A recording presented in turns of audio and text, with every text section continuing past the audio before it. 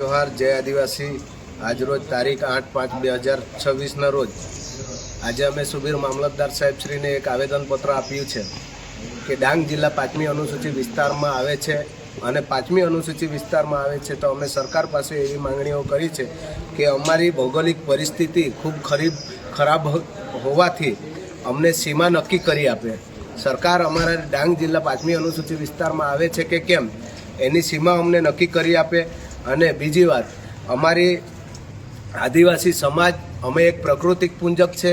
અમે નથી હિન્દુ ધર્મમાં આવતા, નથી ક્રિશ્ચન ધર્મમાં આવતા। આદિવાસી સમાજ એક પ્રાકૃતિક પુંજક છે અને અમારી સંસ્કૃતિને ઘણું નુકસાન થઈ રહ્યું છે।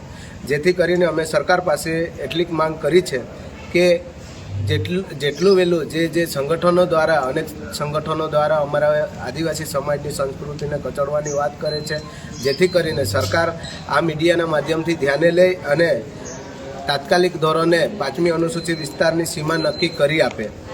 ત્રીજો મુદ્દો છે પેસા એક્ટ। 1996માં ગુજરાત રાજ્યની અંદર પેસા એક્ટ કાયદો બન્યો છે।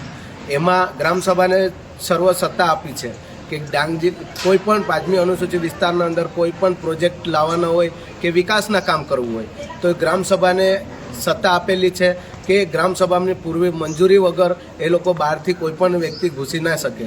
તેમ છતાંય પણ અમારી 73 એની જમીન વારે ઘડે નોન આદિવાસીઓ દ્વારા એફિડેવિટ કરીને લઈ લેવામાં આવે છે, જેથી કરીને અમે ઘણીવાર આવેદનપત્ર આપીએ છીએ પરંતુ એમાં કંઈ સુધારો આવ્યો નથી। જેથી કરીને જે હાલ 2024માં ઝારખંડમાં જે પેસા એક્ટ અમલીકરણ કાયદો બન્યો છે, જે ગ્રામસભાને સત્તા આપવામાં આવી છે, તે જ રીતે ગુજરાત મોડલના અંદર પણ થવું જોઈએ।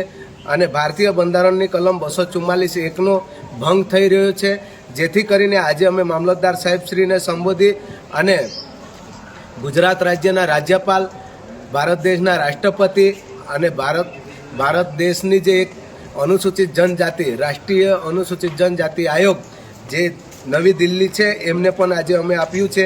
હિન્દુ મેરેજ એક્ટ 1955માં આદિવાસી સમાજ કોઈપણ ધર્મકોડમાં આવતા નથી, જેથી કરીને આ આવેદનપત્ર થકી તાત્કાલિક ધોરણે સરકાર શ્રી દ્વારા જે એક્શન લેવામાં નહીં આવશે તો આવનારા દિવસોના અંદર ઉગ્ર આંદોલનો થશે। તેની તમામ જવાબદારી સરકારી તંત્રની રહેશે।